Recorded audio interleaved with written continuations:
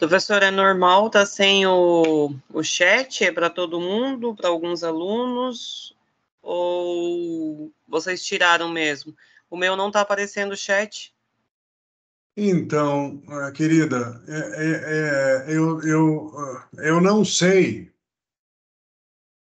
Eu não sei, essa pergunta, ela sempre acontece, né? E eu, francamente, eu não sei como resolver esse problema para você, porque eu não sou técnico de tecnologia e informação, então eu não sei dizer. Para mim, o chat está normal, ele aparece aqui, mas não sei porque não aparece para você. Eu não consigo dizer. Se você está preocupada com perguntas, com relação à manifestação de qualquer ordem que você possa ter necessidade de fazer, fique tranquila. Você pode fazer isso diretamente lá no Teams, que eu vejo a pergunta lá e a gente trata dessa questão, no momento oportuno. Tá bom? Tá bom, professor. Obrigada, tá? Tá bem. Obrigado eu pela compreensão. Então, eu vou, de qualquer forma, como esse encontro está sendo gravado, você pode ter a oportunidade de se manifestar lá, depois que eu fizer a minha apresentação, tá bom?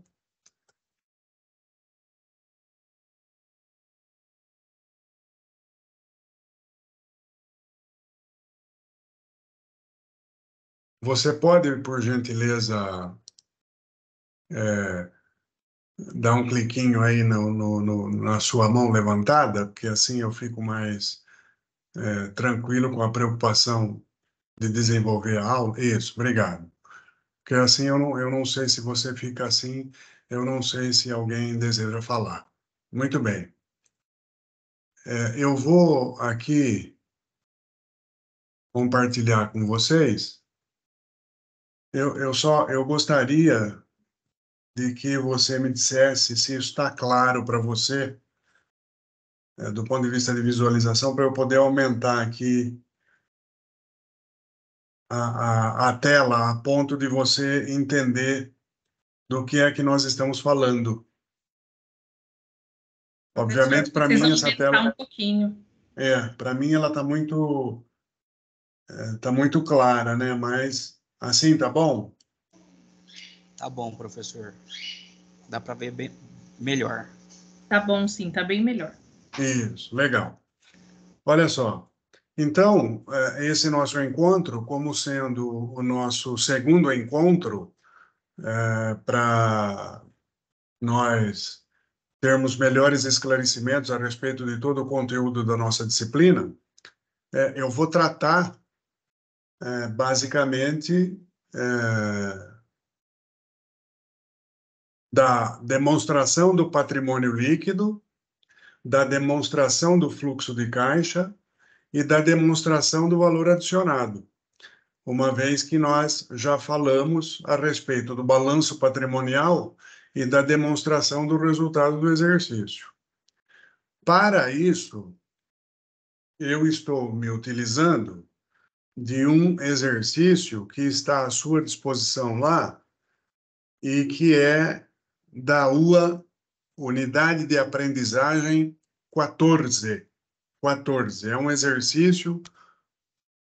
Poucos alunos realizaram esta atividade. Das turmas que eu sou mediador, nenhuma atividade foi enviada, sem problema, mesmo porque ela é uma atividade não avaliativa.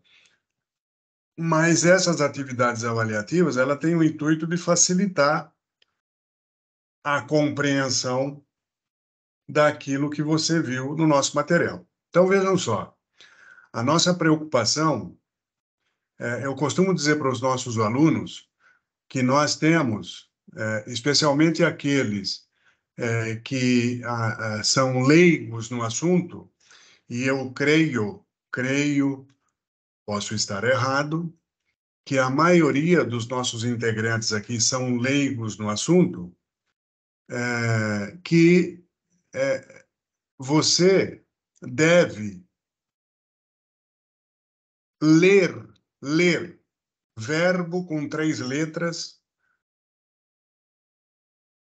cuja letra primeira é composto pela letra L, a última pela letra R e uma letrinha no meio, letrinha E. Ler o balanço. Ler o balanço é a única e exclusiva atividade que você precisa, neste primeiro momento, implementar. Ler. E ler significa o seguinte: você sabe que nós temos um ativo no ano de 2022 de 14 moedas, 14 mil moedas, sabe que nós temos um ativo composto em 31/12/2021 por 5 mil moedas e o balanço, o passivo, da mesma maneira, 14 mil e 5 mil. Eu gosto de trabalhar com essas atividades justamente porque elas não têm praticamente valores nenhum, né? Vejam, no ano de 2021 eu tenho apenas a conta caixa e a conta terrenos. E do lado do ativo e do lado do passivo eu tenho o capital e mais um saldinho de reservas que vieram de atividades acumuladas de anos anteriores, de 500. Muito bem, então vejam só, eu tenho 5 mil no ativo e no passivo em 2021. Em 2022, a situação da empresa mudou e ela passa a ter agora 14. Nós precisamos nos concentrar em todas as partes do balanço, porque nós vamos fazer uma leitura do balanço e entender por quê, por quais motivos esses 5 mil viraram 14. A demonstração da mutação do patrimônio líquido.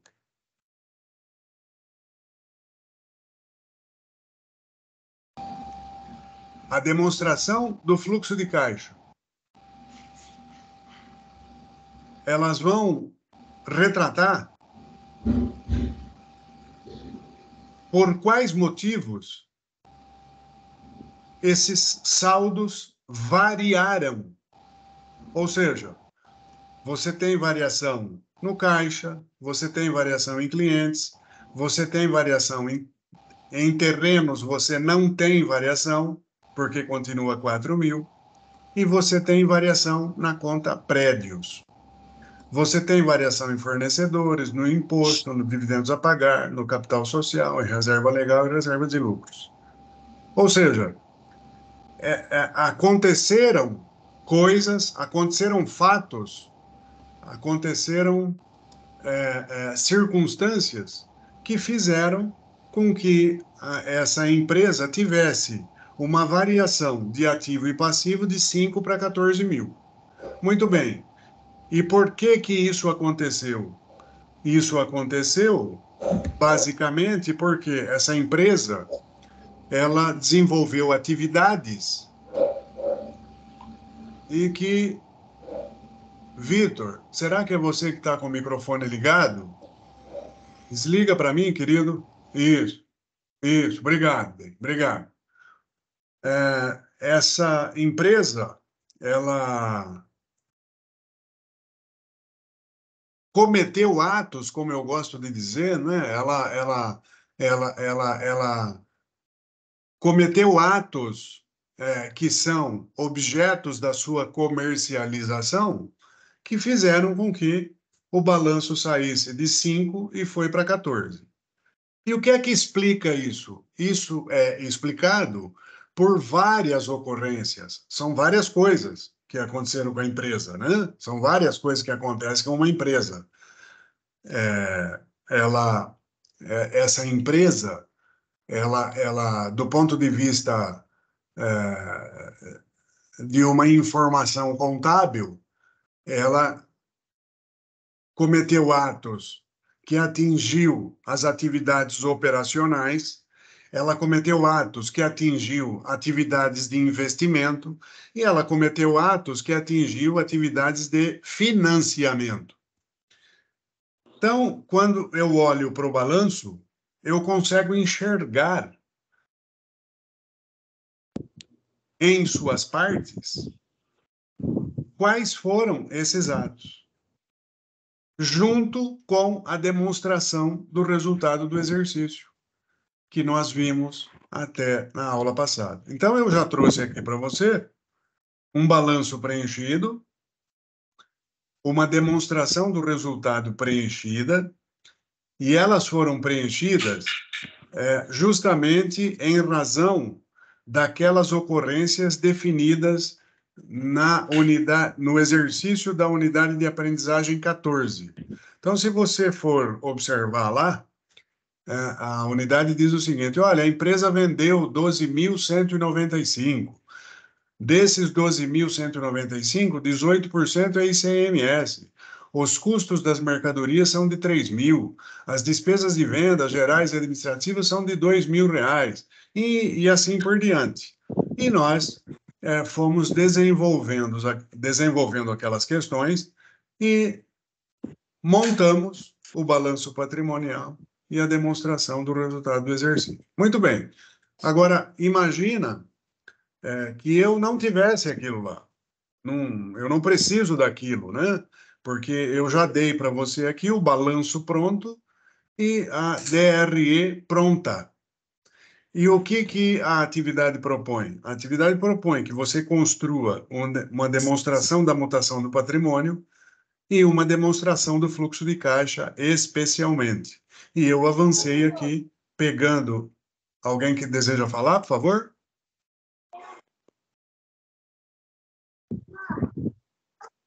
Não.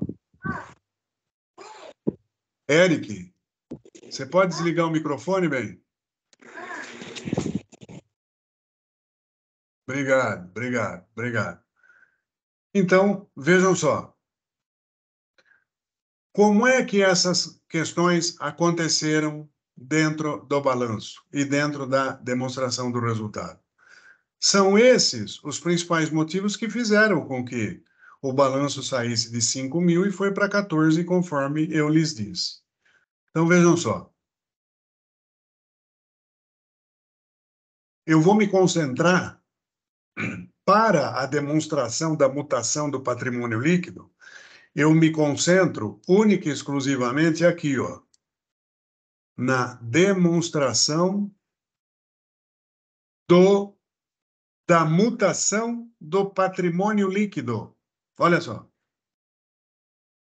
Para executar esta demonstração da mutação do patrimônio líquido, eu preciso me socorrer ao balanço patrimonial, em que eu possa entender por que o capital social foi de 4,5 para 6,5, por que a reserva legal saiu de 0 para 212,50 e por que as reservas de lucro saiu de 500 e foi para 2.837. Para eu entender isso, olhando única e exclusivamente para o balanço, eu não sei te explicar exatamente por que essas variações ocorreram.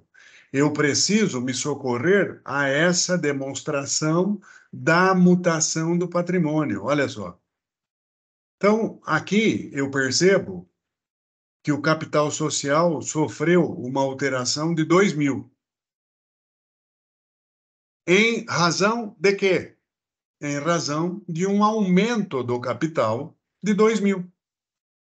Ou seja, se foi de 4,5 para 6,5, eu só posso ter, essa empresa só pode ter sofrido uma alteração com aumento de capital na conta capital social. Ou seja, o que aconteceu aqui? Os sócios, os investidores, os gestores, entenderam que precisaria de uma injeção de recursos para as suas atividades. Então, eles resolveram aportar ali mais R$ 2.000 de capital. Então, os sócios se reuniram, foram lá e colocaram mais R$ 2.000, aumentando assim o seu capital de 4.500 para 6.500. Então, vejam como é que é registrado o aumento de capital na demonstração do patrimônio líquido. Houve um aumento de 2.000 na conta capital social e que reflete no aumento do patrimônio líquido. Esta é uma operação que efetivamente aumenta o patrimônio líquido. Muito bem. Depois, e principalmente, né, porque todas as outras coisas derivam dessa questão. O tempo passou, o exercício passou, e a empresa obteve um lucro de 4.250. Olha lá na DRE, última linha, lucro líquido do exercício, 4.250. Este resultado, ele é transferido para o balanço patrimonial ao final do exercício. Ou seja, por que que há essa transferência deste lucro para o balanço patrimonial? Porque a demonstração do resultado do exercício, no ano que vem, em 2023, ela começa do zero. Começo a vender novamente, eu começo a operar novamente, eu preciso fazer compra, eu preciso contratar funcionário, eu preciso pagar os funcionários, eu vou incidir impostos, eu vou pagar salários para o empregado, eu vou pagar energia elétrica, enfim. Todo esse resultado do período, ele começa novamente no ano de 2023.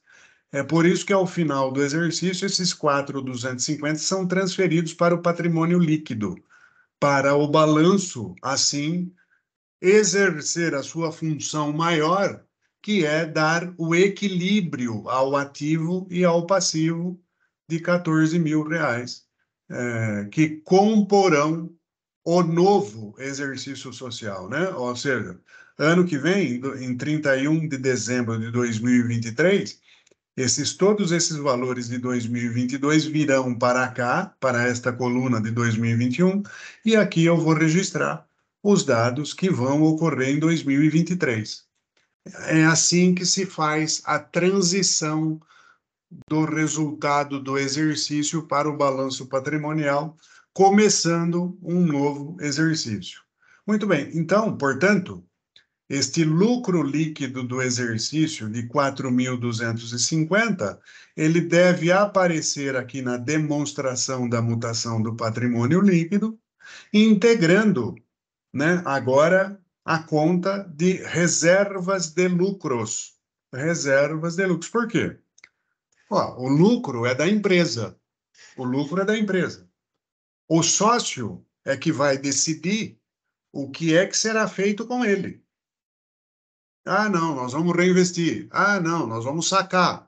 Ah, não, nós vamos fazer outras coisas. Nós vamos deixar em reservas para, nos anos subsequentes, nós entendermos qual será a melhor decisão para tomar com esse lucro do exercício. Então, neste momento de encerramento do balanço de 2022, o lucro passa a integrar uma conta chamada reservas de lucros dentro do balanço patrimonial. Então, os 4.250 vêm para dentro desta conta, para dentro do patrimônio líquido.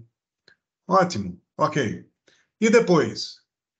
Depois, nós, autores do material, nós, responsáveis pela disciplina como eu, nós, os mediadores online e os professores, enfim, as pessoas que precisam levar a você um melhor conhecimento, elas propõem algumas opções que a empresa tem do ponto de vista legal ou do ponto de vista meramente deliberativo, para entender como é que essas coisas podem funcionar dentro da mutação do patrimônio. Então, a primeira coisa que nós fazemos, e é uma determinação legal, é constituir o que se chama de reserva legal. A reserva legal precisa ser constituída. E por que ela precisa ser constituída? Ela precisa ser constituída porque o próprio nome dela diz reserva legal. Ou seja, é uma reserva que a lei estipula. A lei estipula que destes 4.250, você deve reservar 5% para o título de reserva legal. Então, se você for fazer a conta, você vai descobrir que 212,50 é 5% de 4.250. Então, vejam só, como eu costumo dizer, é como se eu tivesse tirado um pedacinho desses 4.250 e transferido aqui para a reserva legal. Perceba, esta é uma operação que não afeta o patrimônio líquido. Olha só, eu peguei um pedacinho dos 4.250, transferi para a reserva legal e, ao mesmo tempo, eu subtraí da conta reservas de lucros. Ou seja, eu simplesmente transferi da conta reservas de lucros para a conta reserva legal. Ou seja, é um pedacinho dos 4.250. Vejam só aqui, ó, não provoca nenhuma alteração no patrimônio líquido. Olha aqui, entrou em reserva legal e saiu da reserva de lucros, porque esses 212 estavam dentro dos 4.250. É só por esse motivo. Então, pergunta de prova, gente, isso é pergunta de prova. A constituição da reserva legal não altera os valores do patrimônio líquido. Por quê? Porque ela já estava dentro do lucro do exercício. Eu simplesmente segreguei, né? Eu tirei daqui, reservas de lucros, e passei para reserva legal. Porque é uma determinação que a lei exige. Todas as empresas, sociedades anônimas, precisam realizar esta operação, desde que atendidos certos limites. Eu não vou me alongar nessa questão, né? Tem um limite. Você tem um limite aqui de 20% do capital para atender essa constituição de reserva. Muito bem. Fato que não ocorreu aqui. Então, vejam, entra em reserva legal e sai da reserva de lucros. E, talvez, nós tenhamos aqui, do ponto de vista de finanças, a principal informação para o acionista, para os investidores. Eu costumo perguntar sempre para os meus alunos: por que que uma pessoa investe numa empresa? Por que que uma pessoa teria a intenção de investir numa empresa? Ora, se é o dono, se é o proprietário, se é o acionista maior, é óbvio que ele deseja retorno. Se ele não é o acionista maior, mas é simplesmente um investidor que compra ações de uma empresa por mera liberalidade, ele deseja a valorização das ações e, mais do que isso, ele deseja receber dividendos dessas ações. E as empresas pagadoras de dividendos, elas são muito bem vistas pelo mercado.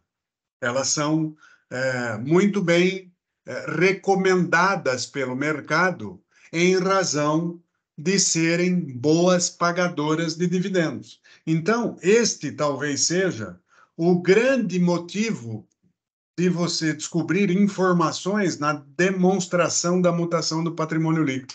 Você deseja saber se uma empresa paga dividendos? Olha para a demonstração da mutação do patrimônio líquido e veja se lá existe distribuição de dividendos periódicas, né? Ou seja, periódico que eu digo é todo ano.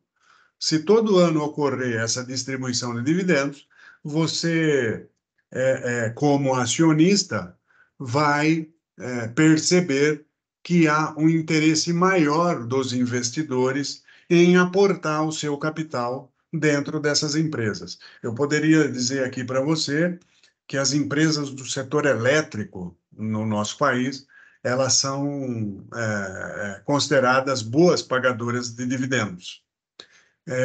Se você for pesquisar mais detalhadamente, eu posso relembrá-los a respeito de uma grande discussão que ocorreu no governo anterior, que ocorre neste governo, em relação à Petrobras.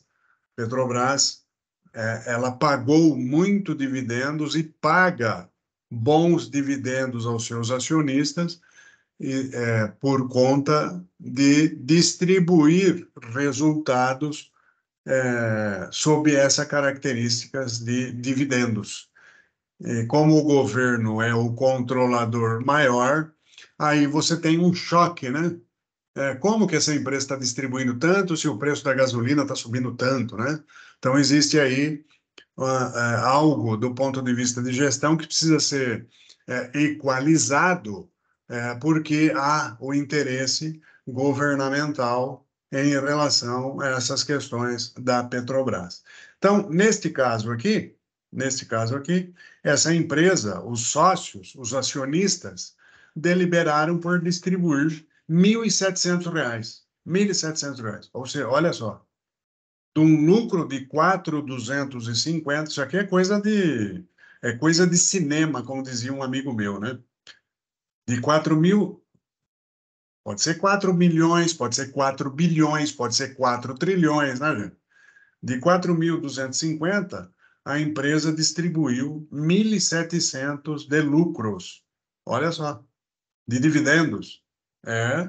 Se fosse uma realidade nossa, isso seria algo que chamaria a atenção dos investidores. Então, vejam, esta ação de distribuir dividendos precisa ser registrada na mutação do patrimônio, diminuindo, aí sim, esta é uma operação que diminui o patrimônio, né? Claro, né? Eu estou tirando parte do lucro e distribuindo como dividendos aos acionistas. Neste caso, os acionistas preferenciais, né? É assim que funciona essa questão. Então, vejam só, o que é que, além de todas essas coisas que eu estou dizendo ilustrativamente, o que é que te interessa mais? O que te interessa, o que deve te interessar mais é perceber que uma demonstração da mutação do patrimônio começa com o registro dos saldos iniciais da conta. Olha só, eu vou ler o balanço e vou perceber que no ano de 31 de dezembro de 2021, eu comecei com 5 mil no meu patrimônio líquido. Olha só, 4.500 de capital e 500 de reserva de lucro. Olha aqui, registrado aqui em saldos iniciais. Saldos iniciais, 4,5. E você vai perceber que os saldos finais são exatamente a mesma coisa que os saldos finais que ilustram o nosso balanço patrimonial neste momento. Olha só, 6,5, 212,50, 2.837,50, compondo assim um patrimônio líquido total de 9.550. Tudo bem? Já Ô, professor, boa noite, tudo bem? pode falar, Murilo. Boa noite. Eu estou bem. E você? Tudo bem, é o Márcio que está falando. Duas perguntas. Uma ali em relação ao aumento de capital, esse valor de R$ 2.000, né? Ele entrou, a pessoa que foi definida foi 2.000. Isso aí vai vir no cálculo ali, né, na hora de montar o patrimônio. Ó, teve um aumento de 2.000 de capital. Então já foi pré-definido esse valor. Pergunta 1, né? Pergunta 2. Em relação aos dividendos a distribuir, que foi R$ 1.700 em cima do resultado do lucro líquido. Esses 1.700, ele chegou a esse valor como? Foi assim, eles concluíram que era esse valor a ser distribuído ou tem uma forma para chegar nele?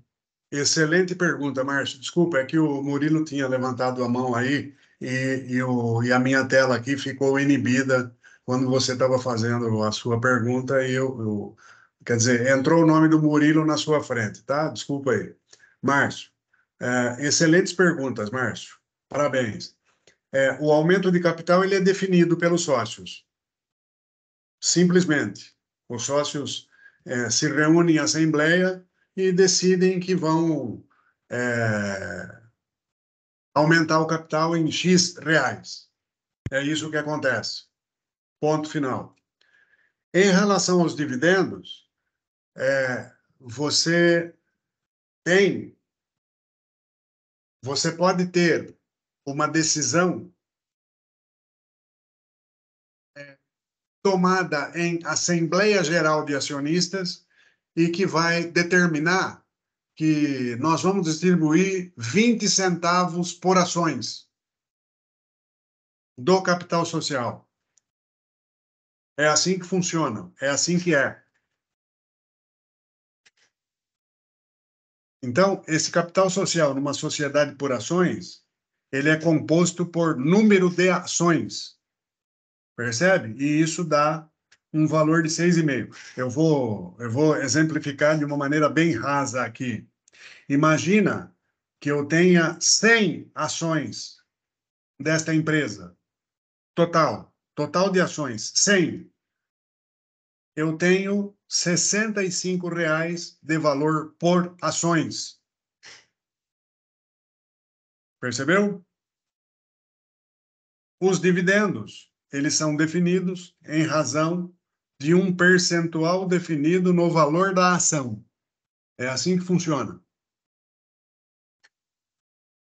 Ficou claro, Márcio?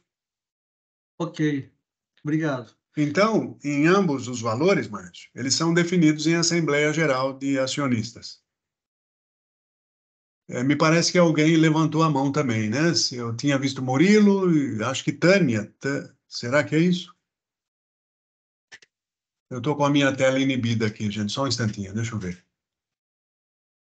O Murilo deseja falar, está com a mão levantada. Pode falar, Murilo. Boa noite, professor. Tá dando para ouvir? Estou te ouvindo. Eu queria tirar uma dúvida. Pois não.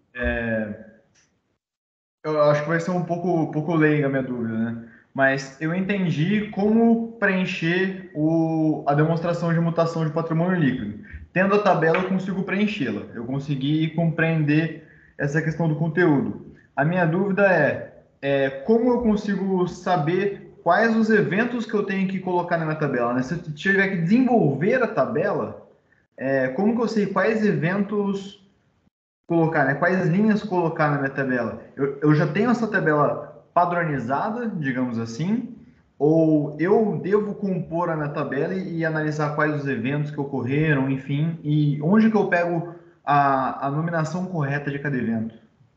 Excelente pergunta. Excelente pergunta. Excelente pergunta.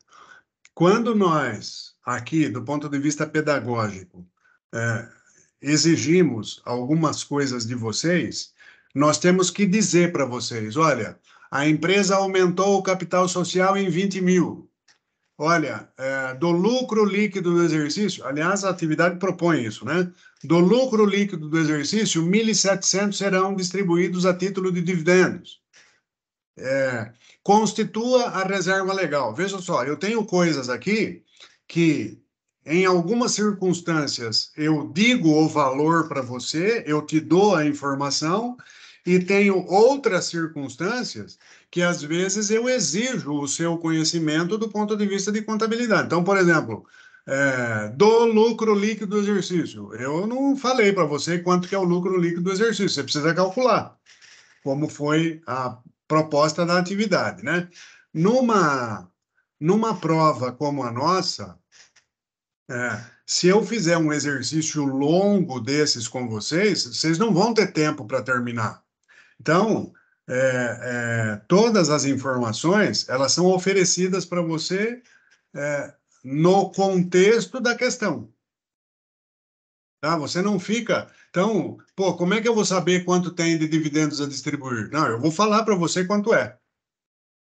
Agora, se eu te der um exercício pedindo para desenvolver como é que é a composição do lucro líquido do exercício, isso já foi feito, né, Murilo? Isso já... Eu não vou pedir agora, na segunda prova, para você calcular o lucro líquido do exercício, porque isso já foi uma coisa que nós já fizemos lá atrás. Então, muito provavelmente, eu te darei a informação.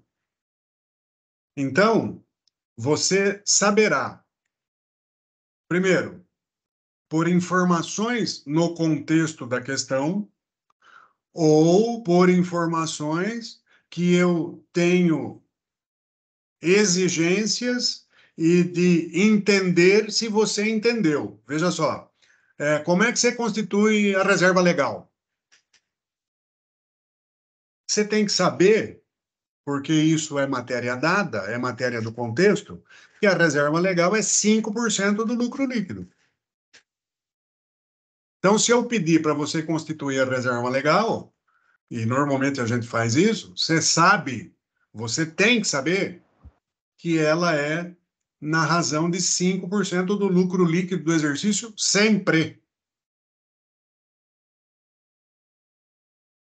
Será que eu fui claro? Foi sim, foi sim. Eu entendi a parte da questão acadêmica.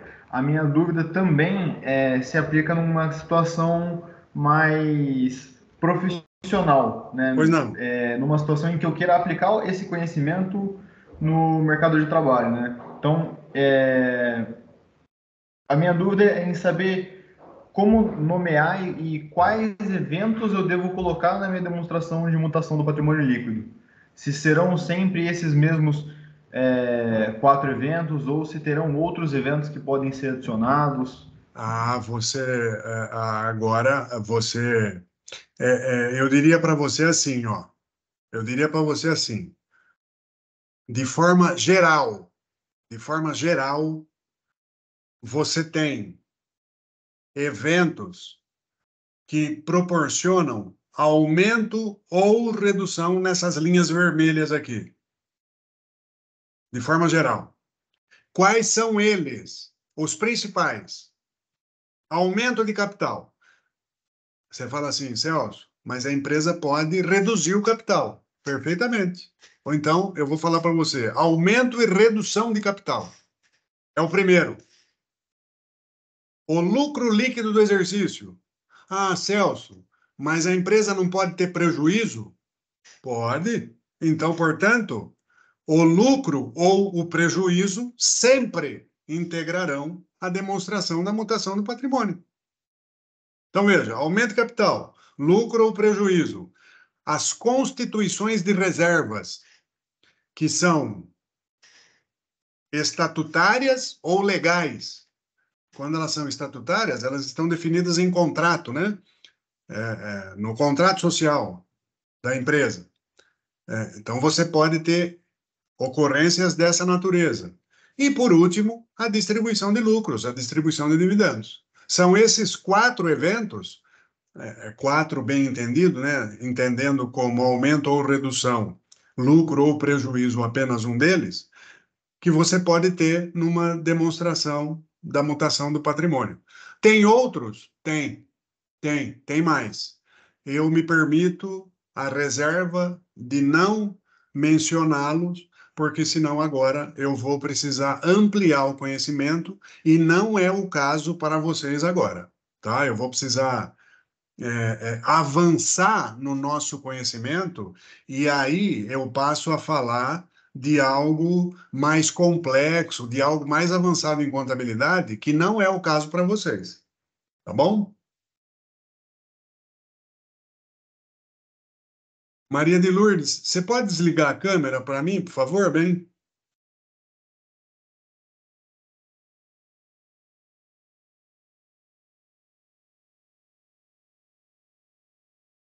Maria de Lourdes da Silva Salgado.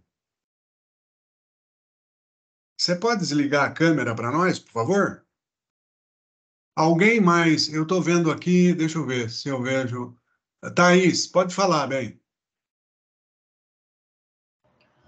Oi, professor, boa noite. Boa noite. Consegue ouvir? Dá para ouvir certinho? Perfeitamente. Então, voltando um pouquinho aí nas explicações, eu queria entender melhor sobre o aumento de capital ou a redução, que eu não entendi muito bem. Então, você tem alguma atividade profissional? Não. Não Assim, tem. eu trabalho numa concessionária, então eu mexo bastante com as notas fiscais e tudo mais. Então, por isso que eu queria entender essa parte. Não, você trabalha, eu não entendi no que você trabalha, que tipo de negócio? Eu trabalho numa concessionária. Concessionária de veículos? Isso. É isso? Então, veja só. Você tem lá, muito provavelmente, alguns proprietários da empresa. Eles são em quantos? Ixi, não sei dizer. Não sei dizer. Tá ótimo, ótimo. Suponha que seja 2 pessoas. Suponha que seja 2 pessoas. E eu vou pegar o exemplo do nosso exercício aqui, ó. Suponha que essas 2 pessoas resolveram abrir uma concessionária de veículos. E, para tanto, eles resolveram colocar lá R$ 4.500. Quanto é que cada um deles vai colocar? Se eles têm metade do negócio cada um.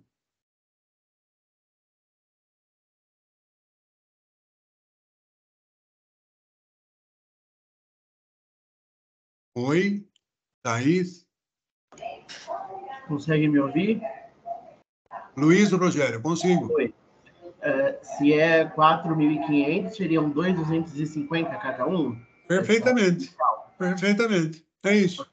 É isso que eu queria que ela entendesse. Cada sócio vai colocar, no momento, 2.250 cada um.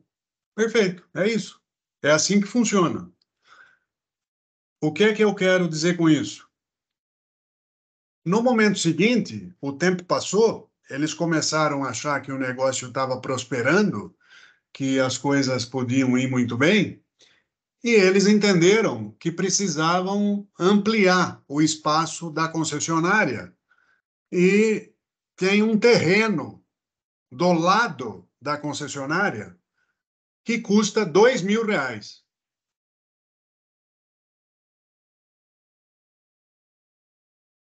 E eles fizeram uma pesquisa. Bom, o que nós vamos fazer? Nós vamos emprestar o dinheiro ou nós vamos colocar do próprio bolso? Não. 2.000, eu acho que dá para pôr mais R$ 1.000 cada um. E foram isso que eles fizeram aqui, com o aumento do capital. Eles aumentaram o capital em R$ 2.000, aportando cada um mais R$ 1.000. É assim que funciona. Ficou claro, Thaís? Oi, professor, ficou assim. Ficou assim. É isso é isso que se chama aumento de capital. Eu entendi. Luiz Rogério, ok? Tranquilo, obrigado. Tá. Obrigado, professor. Pode falar, Fábio.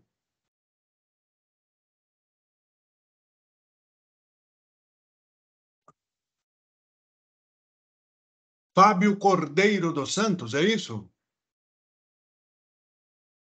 Levantou a mão.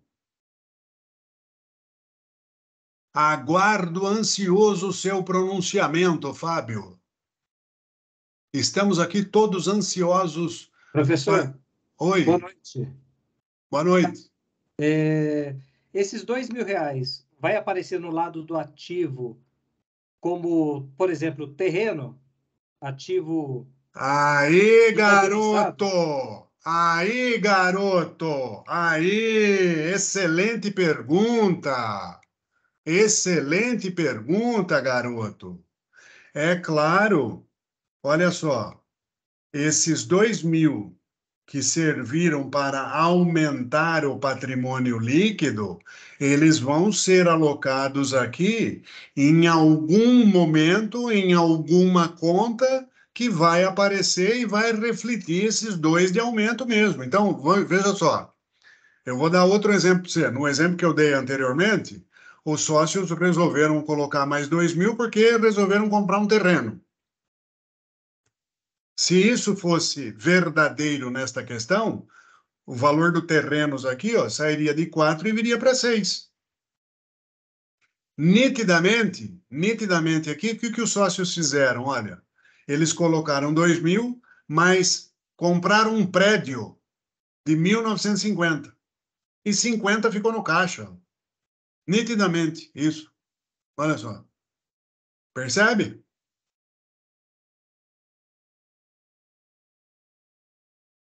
Eu vou mudar a nossa visão.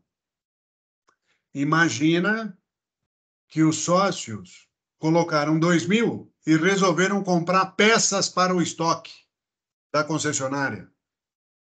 Esse estoque apareceria aqui se isso fosse alocado em estoques. Então, claro, todo aumento de passivo corresponde a um aumento de ativo, claro. Ou todo aumento de ativo corresponde a um aumento de passivo, porque essas coisas precisam ser equilibradas. Perfeitamente. Excelente pergunta. Parabéns. Quem mais? Ficou claro, Fábio? Sim, professor, obrigado. É isso aí. Então, se ninguém quiser mais falar, eu acho que nós já esgotamos o assunto em relação à demonstração da mutação do patrimônio líquido. Agora, eu vou passar para um assunto que se chama, e é o mais delicado da nossa, no meu modo de entender, no meu modestíssimo modo de entender, é o assunto mais delicado do ponto de vista de entendimento para até, olha, presta atenção no que eu vou dizer, até para quem é da área, até para quem é especialista na área, essas pessoas encontram dificuldades em entender o que se chama demonstração do fluxo de caixa. Bom, antes de começar a explicar isso para vocês, eu preciso perguntar. O que é que vocês entendem por... Porque vocês sabem, vocês têm um conhecimento tácito que vem do conhecimento que você tem de ouvir, do conhecimento que você tem de se relacionar com pessoas, do conhecimento que você tem do trabalho em concessionária de veículos, do trabalho no comércio, do trabalho na indústria. Você tem esse conhecimento. O que se chama, o que é que você entende por fluxo de caixa? Alguém pode me ajudar? Pode falar, Paulo. Professor, eu entendo que o fluxo de caixa seria todas as movimentações que eu faço, que eu destino meu dinheiro e da onde ele vem. Eu entendo que seja dessa forma. Da onde ele vem e para onde eu destino ele. E está entendendo corretamente. É isso mesmo. Pode falar, Thaís. Você tem uma opinião diferente do Paulo? Não, eu diria quase a mesma coisa. Eu diria que seria um relatório contábil. Um relatório Sim, mas é assim, ó. O relatório revela o que foi feito com o dinheiro, tá? No relatório está registrado o que foi feito e, porventura, e principalmente a capacidade que essa empresa tem de gerar caixa. É isso que essa demonstração revela. Pode falar, Mário. Professor, boa noite. Entendi, não, é que essa era a minha dúvida, porque eu tava, são as entradas, né, receitas de vendas, empréstimos, né, e outros mais, né, pagamento de fornecedores, se eu não me engano. Mas, assim, só para complementar, que são os pontos do relatório mesmo, né, quando a gente vai estudar esse ponto aí. Sim, mas quando você se refere à receita de venda, é a receita que entrou. É a receita que o cliente já pagou, tá bom? Exato, isso mesmo. Obrigado. Gostaria da sua contribuição, Fábio. Professor, eu entendo fluxo de caixa.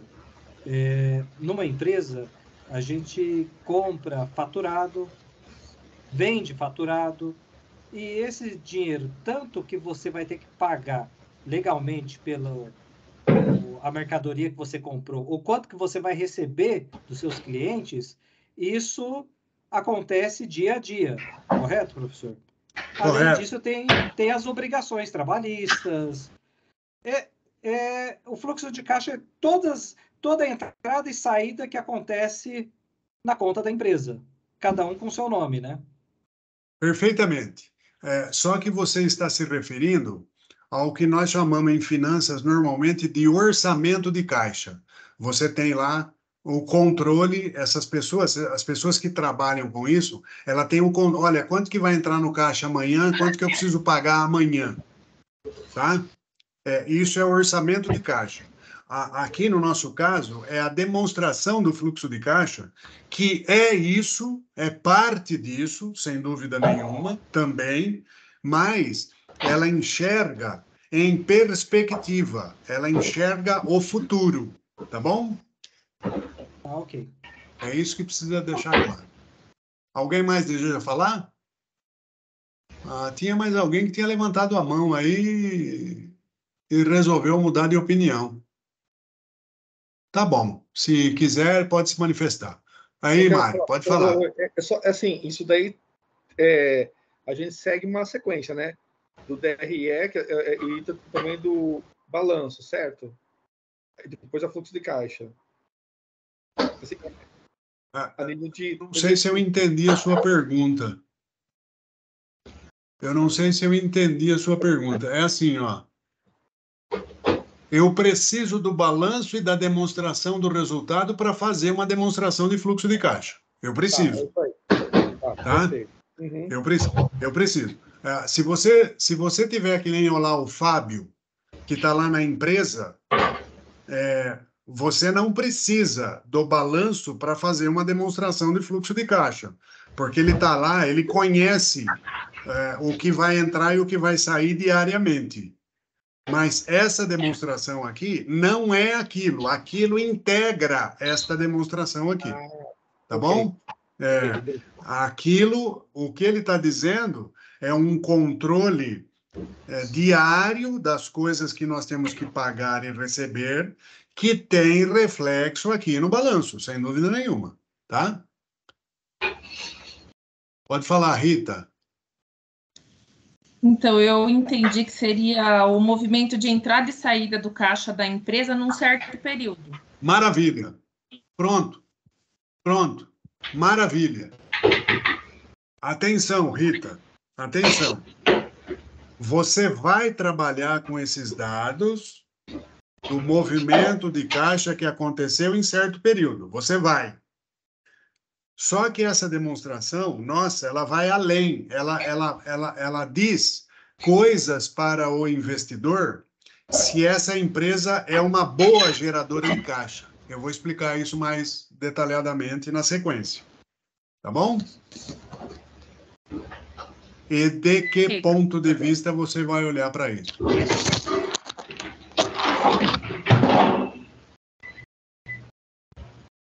Eliana.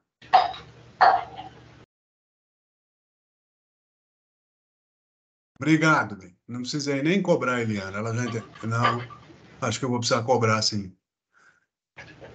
Eliana Aparecida, desliga o microfone para mim, bem. Ela está longe, né? Nitidamente ela está longe e não está ouvindo. Vamos lá. Então, olha só. Eu disse para vocês que vocês vão ler o balanço patrimonial, ler, e a demonstração do resultado do exercício. Todas as informações que nós temos no fluxo de caixa estão disponíveis no balanço e na demonstração do resultado. Ou seja, você monta uma demonstração do fluxo de caixa com base no balanço patrimonial e com base na demonstração do resultado do exercício. Você monta isso. De que maneira? De que maneira? Os experts. Quem são os experts?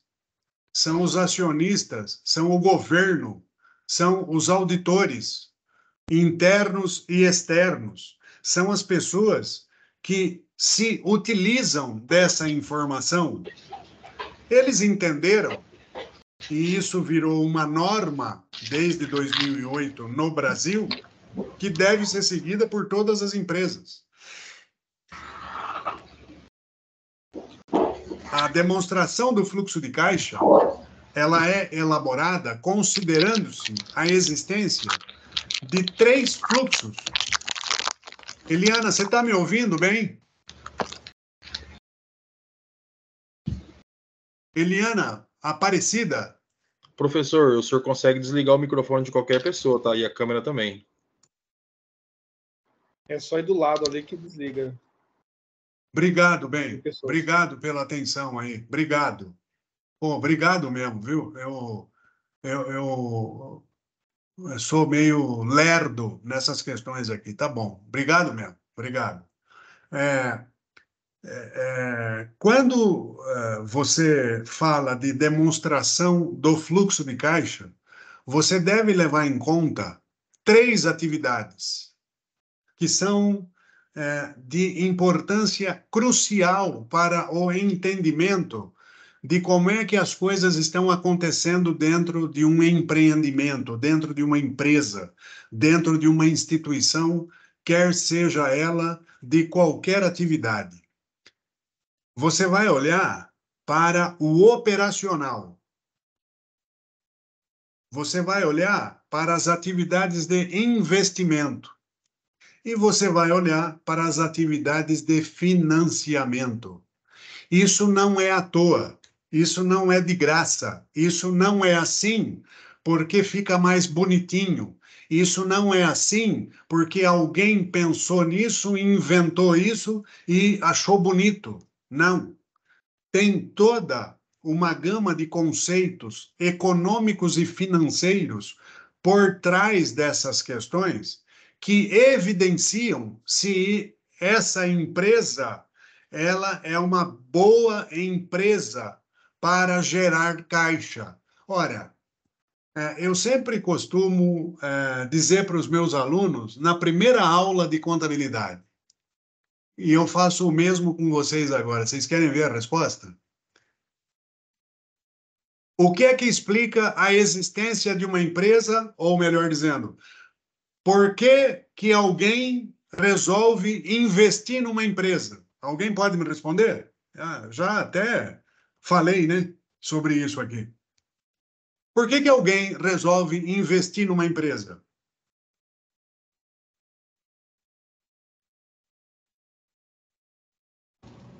Para ter lucro, professor.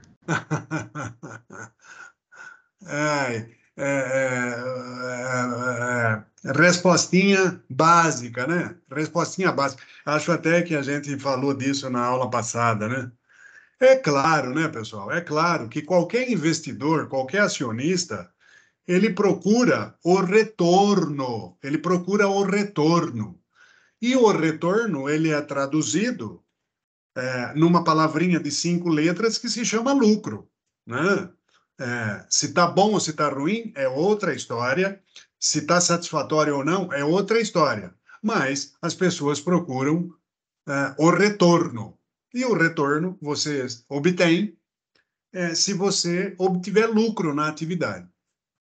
Mas só o lucro, eu diria, mas só o lucro, porque, assim, ó, a contabilidade é a única ciência que sabe como apurar o lucro de um empreendimento.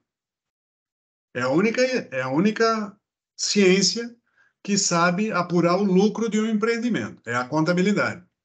Mas é só o lucro? Não, não é só o lucro. Não é só o lucro. É o lucro convertido na capacidade de se gerar caixa. Imagina, alguém já falou aqui, não sei se foi Fábio, alguém falou, eu vou registrar quanto que eu tenho que receber e quanto que eu tenho que pagar amanhã, depois de amanhã, na semana que vem, no mês que vem. É assim que funciona. É assim que funciona. Ora, você só tem essa capacidade de pagar se você tiver caixa. Concorda comigo ou não? Se você tiver caixa.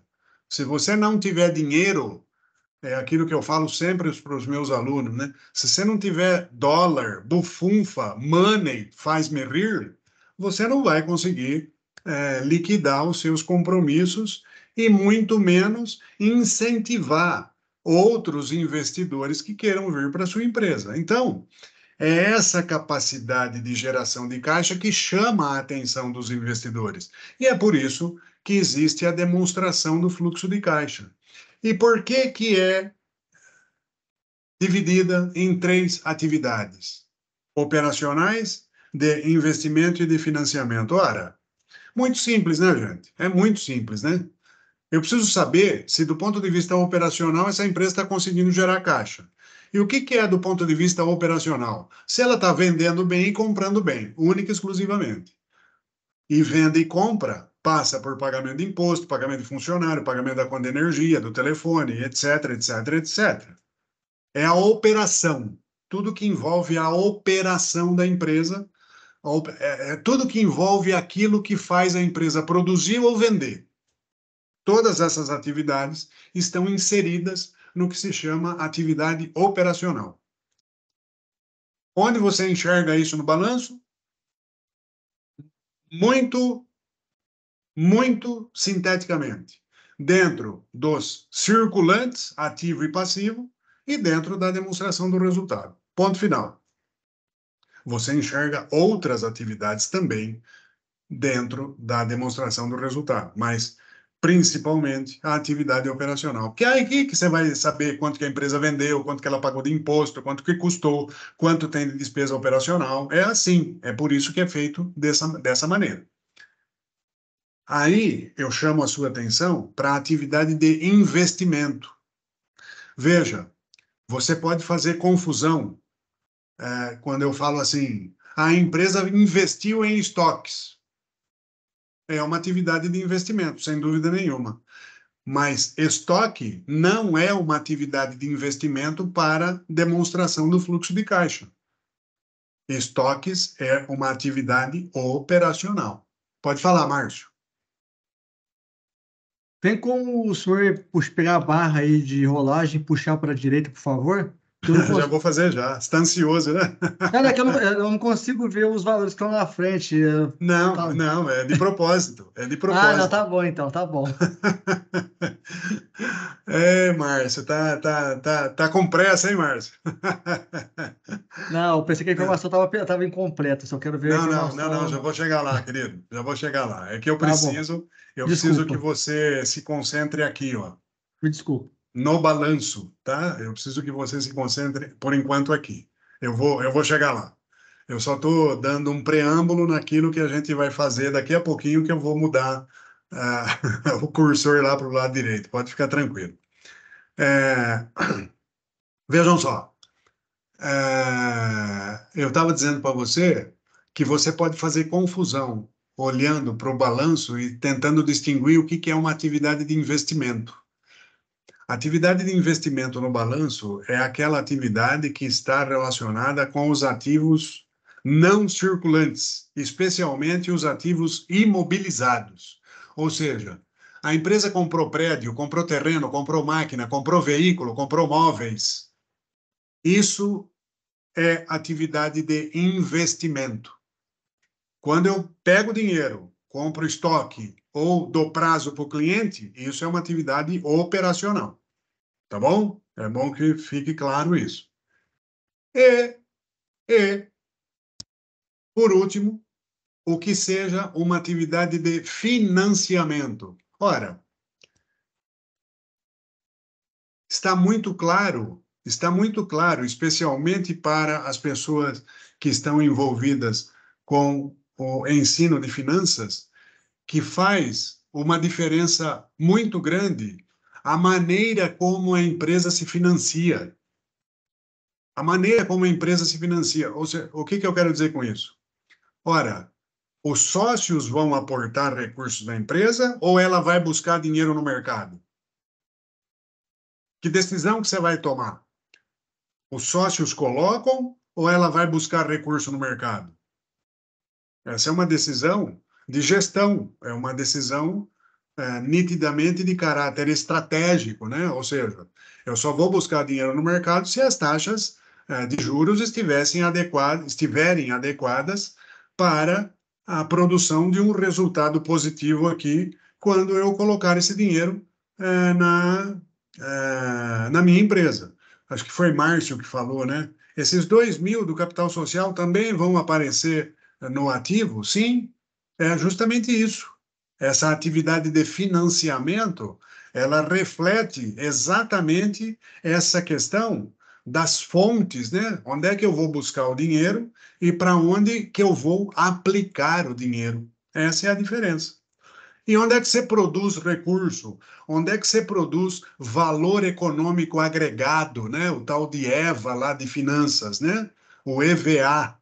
Você produz valor econômico agregado quando você consegue captar a uma determinada taxa e fazer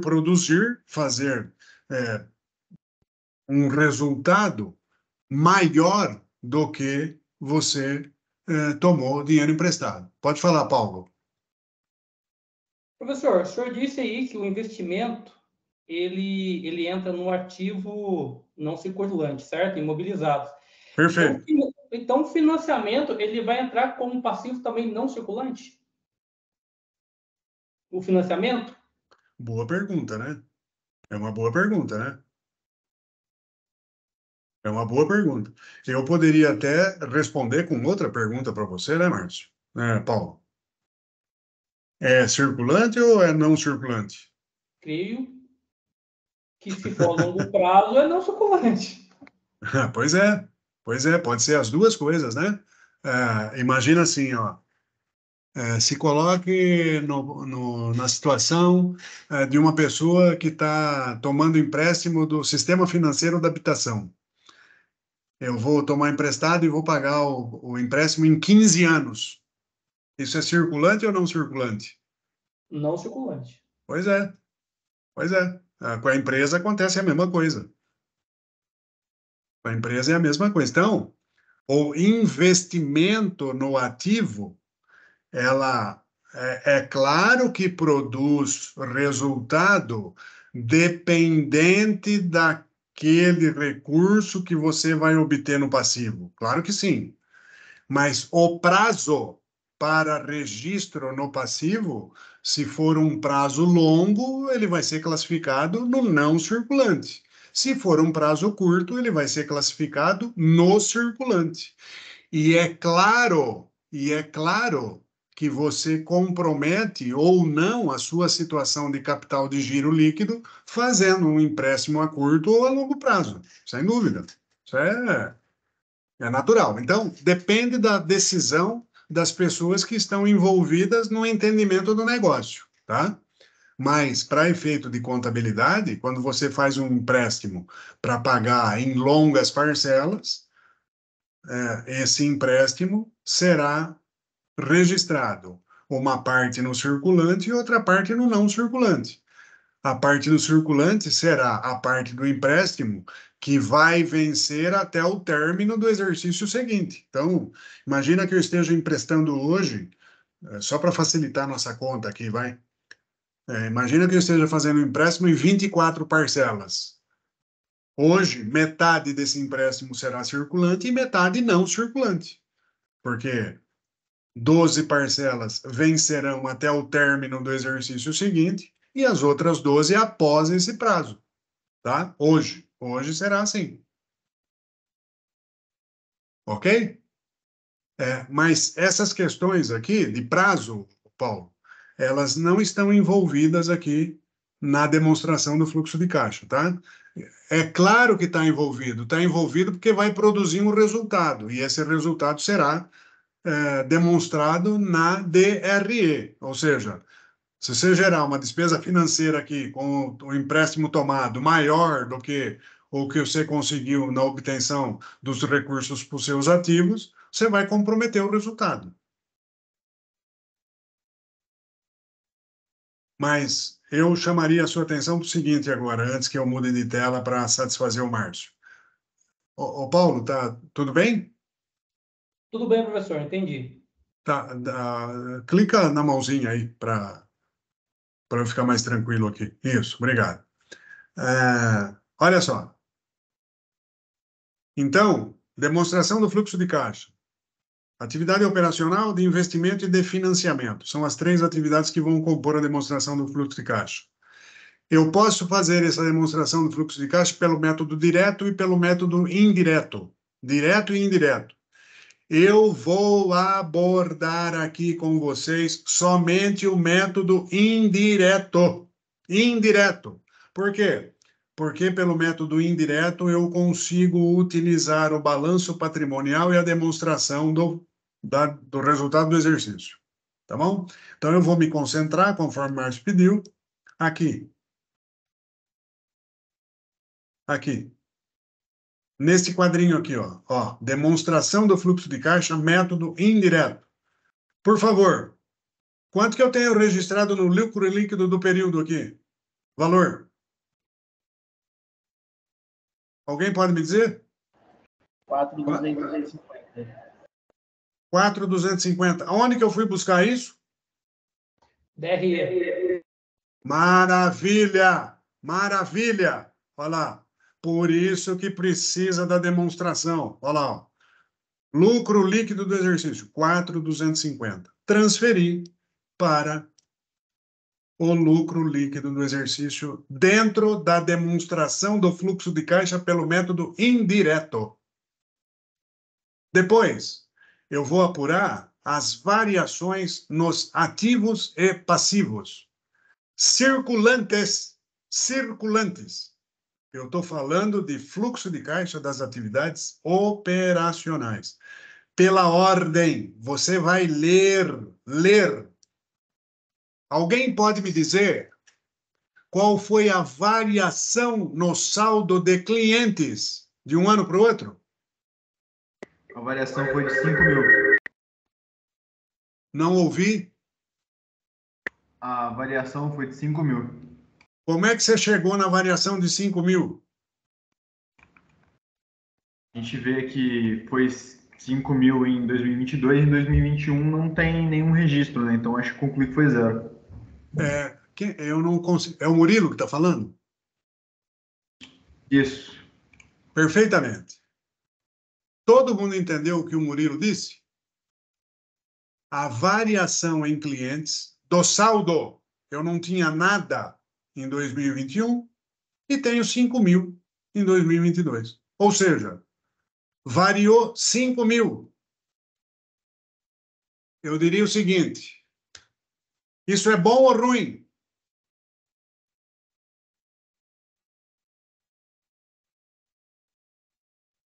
Diria que é bom. Murilo falou que é bom. Eu acho que é bom. Eu concluo que é bom. Eu acho que é péssimo. Quem falou que é péssimo? Eu, professor Esdras dos Santos. Quem que é? Então, eu não... O Esdras? Isso. Jerônimo? Oi, professor. Boa noite, tudo bem? Para a variação anual, né, de clientes, seria favorável se a instituição tivesse mais clientes, né? Porque aí teria mais receitas e teria mais fluxo de caixa e maior número de capital e patrimônio líquido, dependendo da situação. Não. Jerônimo, me perdoa. Não tenta justificar dessa maneira. Eu estou apenas perguntando a variação de clientes. 5.000. Para o caixa da empresa. Isso é bom ou ruim? É bom, para é bom. o caixa. Para mim é ruim, É bom. professor. O Márcio está dizendo que é ruim. O Mário, o Valentim está dizendo que é bom. Bom. O Jerônimo diz que é bom. Então eu vou fazer uma pergunta para vocês. É porque são as vendas, né? São as vendas. Os clientes, esse saldo aí, é o resultado da... Olha o que eu vou dizer. Esse saldo de 5.000 aqui, de 0 para 5, é o resultado da venda que você... Desculpa, não é o resultado da venda.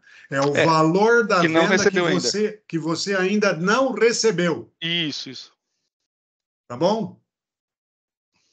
Então, olha... Fluxo de caixa. Venda que você não recebeu. É bom ou ruim? É ruim. Coloque isso na sua mente. Jerônimo, Murilo, coloca isso na sua mente. Aumento de ativo é ruim para o caixa. Escrevam isso aí. 72 pessoas que estão comigo agora. Aumento de ativo é ruim para o caixa. É ruim. Olha só. Por que o supermercado adora vender à vista? Porque ele não dá prazo para os caras. Ele não dá prazo. Aí você vai falar assim,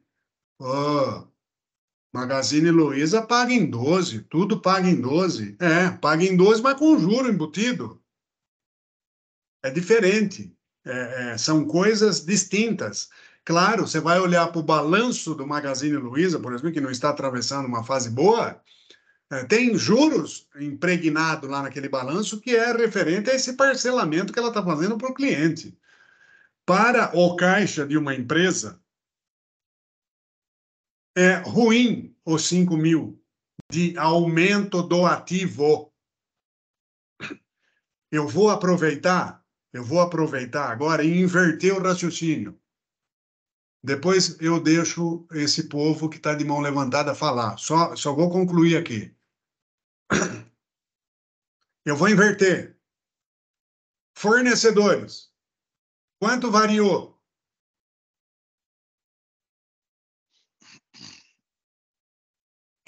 Era 0. Hoje tem 2.000. Para o caixa, isso é bom ou ruim? É bom. Percebeu?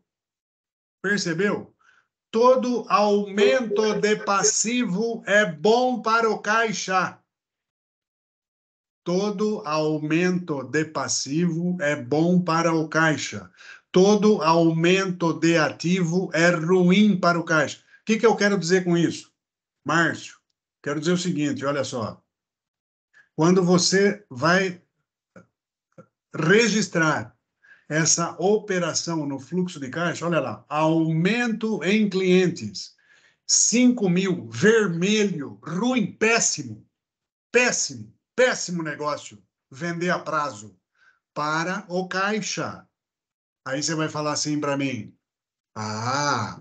mas as minhas vendas embutem juros de 50% ao mês.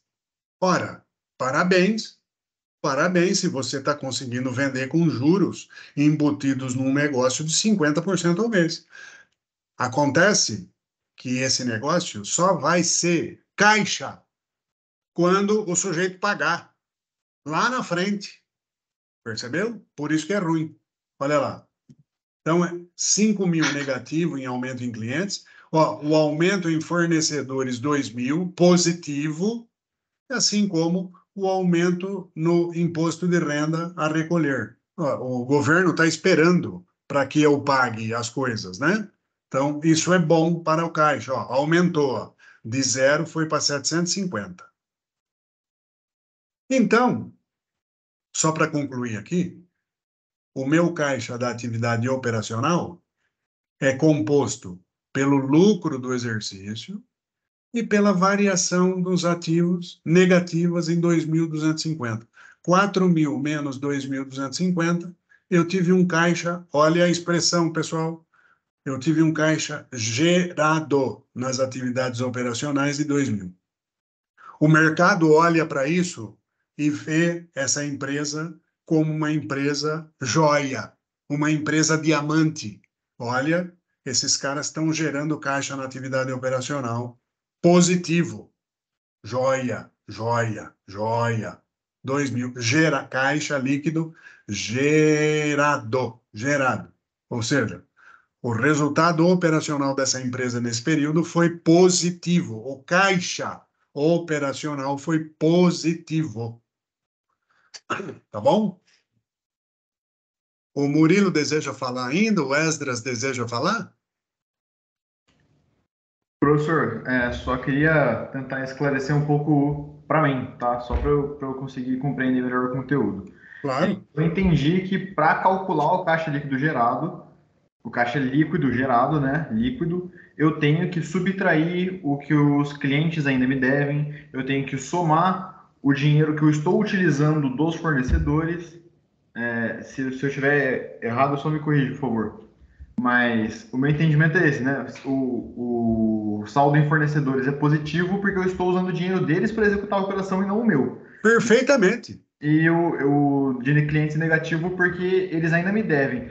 Mas eu não entendo, na minha opinião, né? Eu não entendo que seria negativo eu ter um saldo em clientes. Claro que é um dinheiro que eu não consigo utilizá-lo porque ele está preso, ele está, entre aspas, imobilizado na onde do cliente. Eu não consigo utilizar desse dinheiro agora. Mas eu não poderia ficar tranquilo de que eu tenho 5.000 em clientes e que eu posso utilizar desse dinheiro futuramente para pagar outros passivos. Por exemplo, eu tenho que pagar fornecedores em 2 anos. Esses clientes vão me pagar em até 2 anos. Então eu sei que eu estou tranquilo em ter clientes que me pagam em 2 anos esses 5.000 reais. Tá. Aí eu vou perguntar assim para você. Qual é a certeza que você tem de que isso realmente ocorrerá? Entendi, eu não consigo garantir, né? Isso é bom só se for efetivado, né, professor? Aí sim. Aí. Meu garoto Mário Valentim. Aê, meu filho. É isso aí. Professor, é muito comum empresas que começam, então, estágio inicial, quebrar exatamente por falta de caixa. Porque ele vende o produto dele para pagar depois, só que ele não tem dinheiro para ele pagar as despesas diárias. Então, ele acaba quebrando por falta do dinheiro que ainda não entrou em caixa. Perfeito, é isso mesmo. O Murilo, deixa eu falar uma coisa para você. Você não está totalmente enganado em relação ao que você argumentou. Você não está. Eu entendi o seu posicionamento. Pô, se eu estou aumentando esse saldo aqui, é porque eu estou produzindo vendas e isso está sendo bom para a empresa. Murilo, você não está errado, você não está enganado em pensar assim. Você não está enganado. O que eu estou dizendo para você é que do ponto de vista de caixa, agora, isso não é bom. É isso que eu estou dizendo para você. Veja, o meu argumento tem o sentido de chamar a sua atenção para que, neste momento, o resultado da variação positiva do ativo para o caixa, ele entra negativo. É isso que eu estou dizendo para você. Tá bom? É isso que precisa ficar claro. É por isso a minha ênfase no negativo aqui, tá? Entendi, Ficou sim, claro? professor. Obrigado. Tá, ficou claro, né? É isso. Sim, senhor. Oi. Ficou claro, sim, senhor. Obrigado. O Esdras quer falar? Sim, professor, tem uma dúvida. O senhor acabou de afirmar que um aumento no passivo é bom para o caixa, né? Só que eu fiquei pensando, o passivo não é dívida?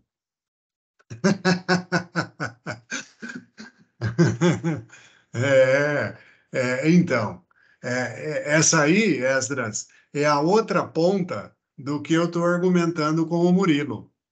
É verdade sim. É, eu estou falando assim para você, ó, se você quiser crescer, vai lá e toma dívida, vai lá e se endivida. E aí, se isso está doendo no seu ouvido, né? Eu entendo isso, eu entendo. De novo, eu sempre costumo dizer isso para os meus alunos. Você quer crescer? E isso você encontra no estudo de finanças.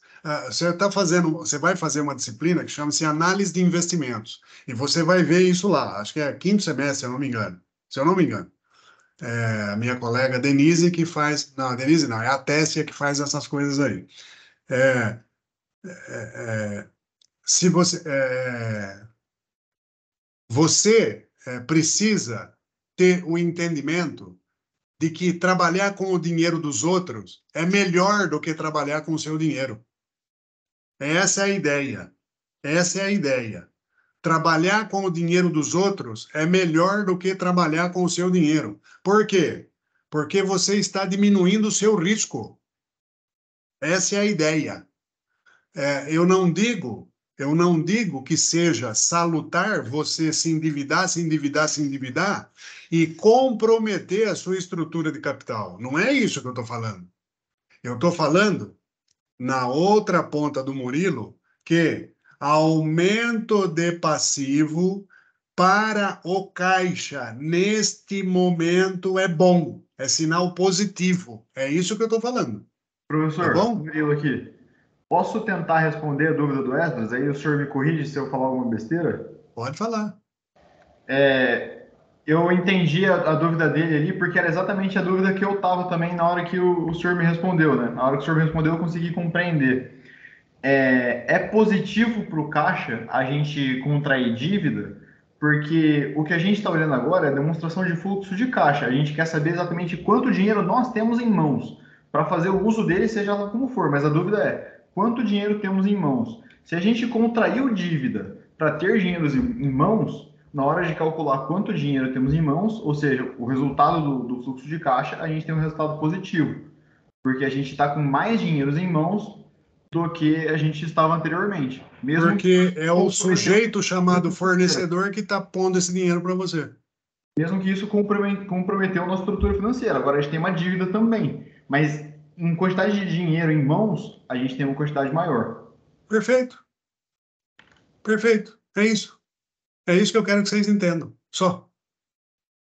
Maravilha. Maravilha. O perfeito, Esdras? Entendi, professor, tranquilinho. Obrigado. Tá, Luiz Rogério, Rita. Professor, mas também quando a empresa ela leva esses calotes, ela tem que ter lá aquele fundo de provisão para devedor duvidoso, né? Uma porcentagem lá que ela deixa exatamente para isso. Para manter assim, a saúde financeira da empresa, né? É assim, sim, sem dúvida. Mas essa questão, ela é da seguinte ordem. Agora, de novo, vou pegar o Murilo, né? Eu brinquei com ele.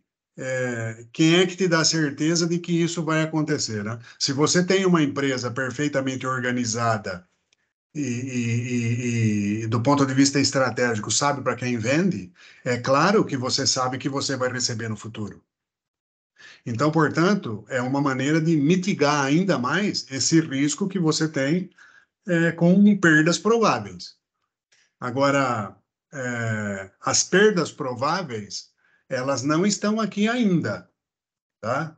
Ó, você não tem nada aqui, ó, no balanço, registrado como perdas de recebíveis, né?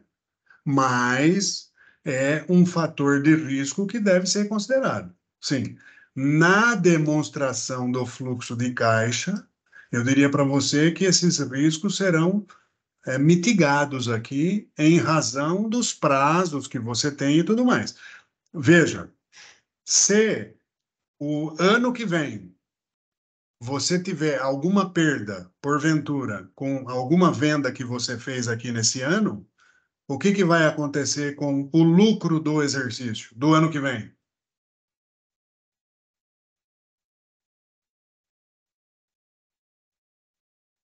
O silêncio impera na sala. Ser menor? Isso. O lucro vai diminuir, sem dúvida. Então, portanto, essa perda que muito provavelmente ninguém gosta, mas às vezes você está correndo risco. Você está no negócio e tem risco, né? Ele será refletido no lucro líquido do exercício, porque você vai apropriar uma perda provável com crédito de liquidação duvidosa. Ok. Luiz Rogério, deseja falar?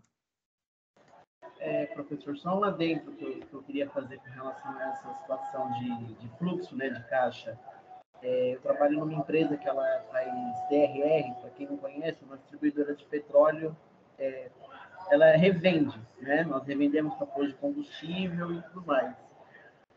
Aconteceu uma situação bem parecida com essa, de esperar o cliente pagar e o cliente não pagar no momento que a gente mais precisava.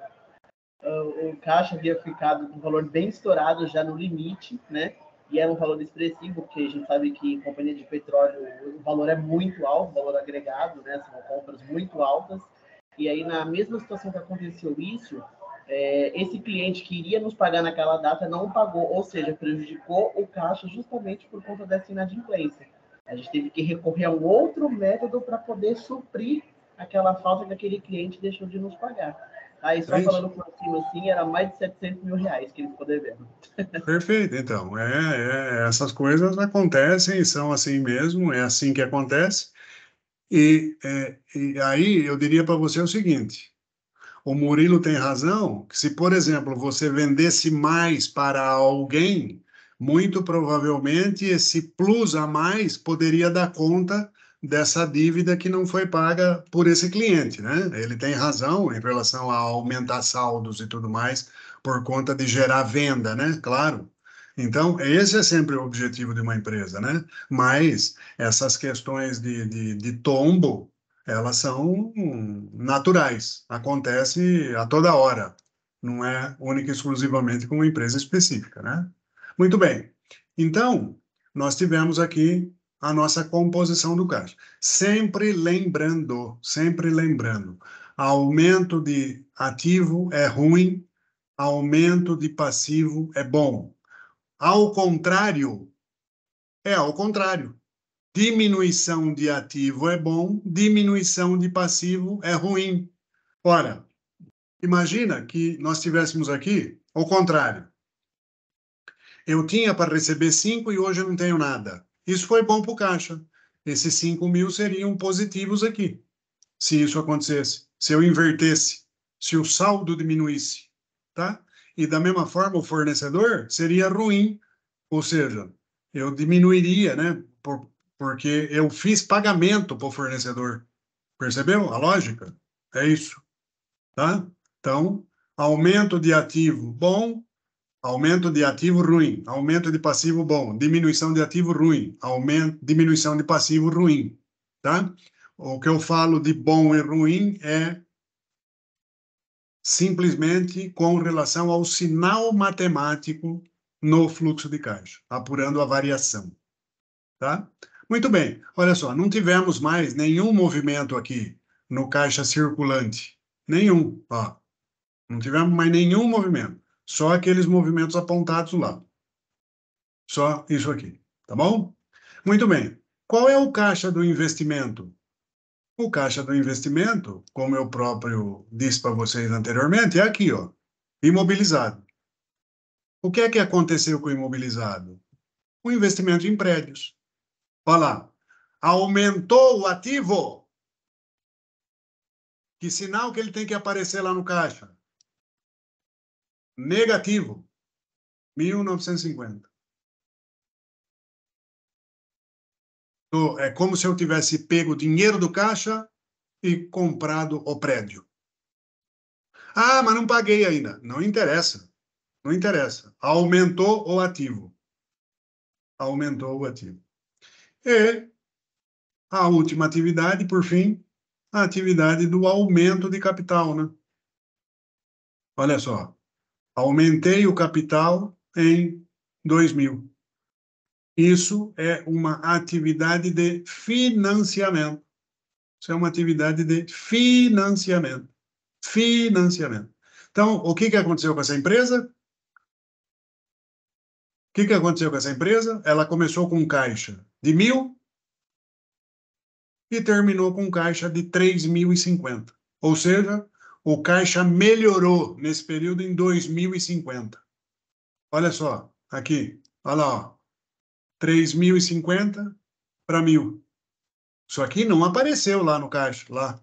Não, eu não lancei lá uma conta chamada caixa e equivalentes de caixa. É justamente ela que eu quero resolver. É justamente ela que eu quero saber quanto variou. E quanto variou? Variou 2.050, que é a diferença de 1.000 para 3.050. A outra pergunta que eu faço para você é o seguinte: aumentou ou diminuiu? É isso que você precisa ter atenção. Aumentou ou diminuiu? Ó, era 1.000, hoje tem 3. Né? Aumentou o caixa. Tá certo? Então, portanto, nós tivemos uma variação positiva na demonstração do fluxo de caixa de 2.050. Olha lá, 2.050. Ou seja, eu gerei um caixa de 2.000 na operação, eu apliquei 1.950 em investimentos e aumentei e gerei mais 2.000 no meu caixa de financiamento. 4.000 menos 1.950 é igual a 2.050. Pode falar, Paulo. Professor, uma dúvida. O capital foi dinheiro do sócio, certo? Certo. Por que ele entra como financiamento? Opa! Maravilha de pergunta. Maravilha de pergunta. Maravilha. Olha aqui. Quais são as possibilidades que uma empresa tem de se financiar, ô Paulo? Ela pode pegar dinheiro do sócio ou ir no banco. As únicas duas possibilidades. Ela tem uma outra possibilidade que é, depois que começou o negócio, gerar lucro, né? Claro. Mas no primeiro momento, ou ela pega do sócio, ou ela vai no banco. Neste caso, ela preferiu pegar do sócio. Por isso que é o passivo, como eu disse anteriormente, né? É uma fonte de financiamento, né? Ele revela as fontes de financiamento que você obteve recurso. Por que você está estranhando? Só para eu entender. Não, eu estou estranhando porque quando a gente começou a aprender, a gente aprendeu que o capital social é um capital que ele não é obrigatório, não necessariamente o sócio que investe dinheiro vão receber. Então... Não. Sim, você aprendeu certo. Isso é o que se chama não exigível. É verdade. Isso, exatamente. É verdade. Então, eu fiquei na dúvida. Na realidade, eu fiquei na dúvida por que era considerado, quando ele coloca um acréscimo de capital, ele passa a ser um investimento. Não, ele passa a ser um financiamento. Financiamento, não, exato. Financiamento. Não um investimento. Porque a empresa está pegando o dinheiro do sócio. Que a empresa está pegando o dinheiro do sócio. Ok, pode falar. Entendi. Pode falar, Murilo. É o Alexander aqui. É que se a empresa for fechar hoje, tem que pagar aos sócios aquele capital investido. Por se isso ela que é um tiver, né, meu financiamento, querido? né? Se ela tiver, né, meu? Mas se ela não tiver, ela vai ficar devendo. Se ela tiver. Porque corre o risco de não ter, né? É isso mesmo. Tá certo. Tá certo. Se a empresa fechar hoje, precisa devolver para o sócio, sem dúvida. É isso aí. É isso aí. E todo mundo deseja que tenha mais do que colocou, né? Ah. O Paulo deseja falar? O Murilo deseja falar?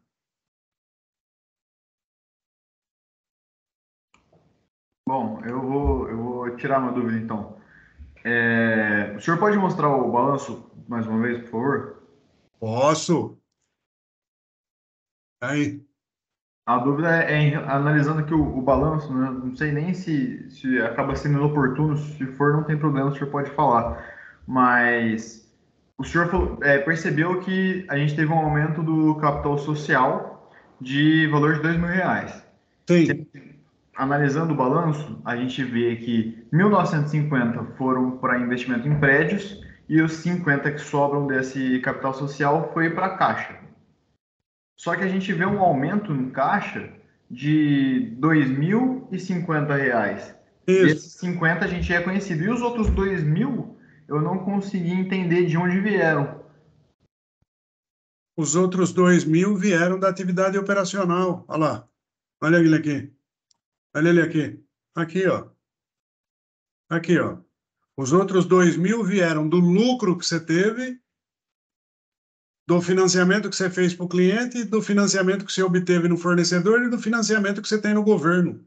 2.000. Tá aqui. Entendi. Tá aqui. Entendi, os 2.050, eles estão justamente aqui, ó. Aqui. Entendi, sim. Tá bom. Ó, muito obrigado, professor. 2.000 com 2.000, 4.000, menos 1.950, 2.050. Ele está aqui dentro, ó. Está aqui dentro desses 2.000. Tá bom?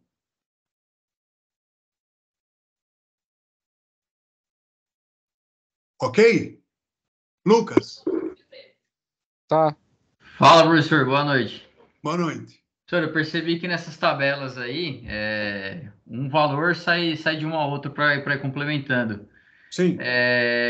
Tem um valor aqui na demonstração de fluxo de caixa, o direto, que tem um valor de 3.000. Ele veio lá do DRE, que é aquele valor de custo de mercadoria? Então, veio. Veio porque o exercício propôs isso, né? Ele veio. Agora, veja só. Essas são distinções que eu não queria entrar em detalhes com vocês, porque isso pode ocasionar confusão para você. Porque aqui, ó, tem um pagamento de fornecedor de 3.000 negativo. E aqui eu estou falando que o aumento em fornecedor é bom para o caixa. Essa diferença está explicada aqui. Só que aqui é pagamento, é direto. É uma outra maneira de enxergar. Oi? É que essa informação do método direto, ela vem do DRE. E a informação do método indireto vem do balanço patrimonial. Nem sempre, nem sempre. A informação do método direto, os autores deram a informação para você lá no exercício. Sim. Eles deram essa informação para você. Só para você capturar esses 3.000 e colocar aqui. Mas há uma distinção. Você pode perceber que é só ela que é distinta, né? Porque, ó, recebimento de cliente 5.000. O 5.000 aqui é positivo, ó. Percebe, ó? E lá é negativo, ó. Porque aqui eu trato de variação e trato da conciliação do caixa com o lucro líquido. Esse método aqui é mais completo, na minha modestíssima opinião. E aqui, ó, cadê o lucro aqui, ó? Ele não aparece aqui, ó, tá vendo? O lucro não aparece aqui. Por isso que eu gosto do método indireto e gosto porque você parte do balanço. Você tem a informação na sua... Está evidente para você. Tá bom? Perfeito, professor. Obrigado. Tá, mas tem mais uma informação aqui que ninguém perguntou ainda, hein? Eu achei que fosse. Eu achei que o Murilo, o Márcio, esses caras aí que estão participando mais, Luiz Rogério, Esdras, fosse perguntar. Ninguém perguntou. Se ninguém perguntou, eu preciso falar. Ó, Percebe que os dividendos a pagar, eles estão no balanço, ó, com 1.700. Então, você pode perguntar para mim, pô, mas essa variação não deveria entrar lá no fluxo de caixa? Deve entrar. Eu digo para você que deve entrar. Mas por que não está e está batido? Por que não está e está batido? Não está e está batido porque o dividendos ainda não foi pago. Percebe que ele saiu do lucro, ó. Ele saiu do patrimônio líquido. Então, eu tenho uma saída aqui, uma entrada aqui, ó. Uma saída com uma entrada, uma saída aqui com uma entrada aqui, dá um resultado zero, né? É por isso que bate sem os dividendos a pagar. Mas essa informação, ela deveria constar aqui, ó, no fluxo de financiamento, uma entrada e uma saída aqui, né? Vai produzir um resultado negativo, mas a informação fica aqui, tá? Vai produzir um resultado nulo. Não sei se eu falei negativo, eu me enganei. Não deveria. Um resultado nulo. Deveria entrar aqui, ó, no fluxo das atividades de financiamento, com dividendos a pagar com mais e dividendos a pagar com menos. Ou seja, o caixa da atividade de financiamento continuaria sendo 2 ainda. Tá bom? É só isso que eu tinha para explicar a mais. Ô, professor, eu ia fazer uma pergunta semelhante. Eu ia perguntar por que o imposto de renda lá estava positivo, mas aí o senhor explicando aí deu para entender por que ele está positivo lá. É porque ele não foi pago ainda. É isso? Perfeitamente. O governo está financiando você, está esperando você pagar. Pro caixa, isso é bom. É isso. Tranquilo. É isso mesmo. Tá bom? E só para encerrar, pessoal, e já mesmo achei, foi brilhante a aula, hein? Gostei demais da aula. Eu só queria tratar com vocês, muito rapidamente, da demonstração do valor adicionado. A demonstração do valor adicionado nada mais é do que, eu diria assim, uma cópia da demonstração do resultado, né? Só que, veja só, você tem aqui despesa com venda, despesas gerais e administrativas, despesa financeira, né? Você tem imposto de renda, você tem custos, você tem ICMS, você tem uma série de rúbricas que dá para você apropriar aqui, direto, né? Por exemplo, as vendas, 12.195, olha lá, 12.195. O ICMS, ele é um imposto de ordem estadual, olha lá, é um imposto estadual.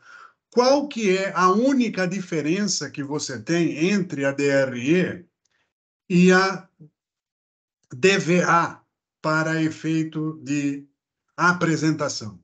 A única diferença que você tem entre este demonstrativo e esse demonstrativo aqui, e que exige aí um entendimento melhor, é em relação à apropriação dos impostos.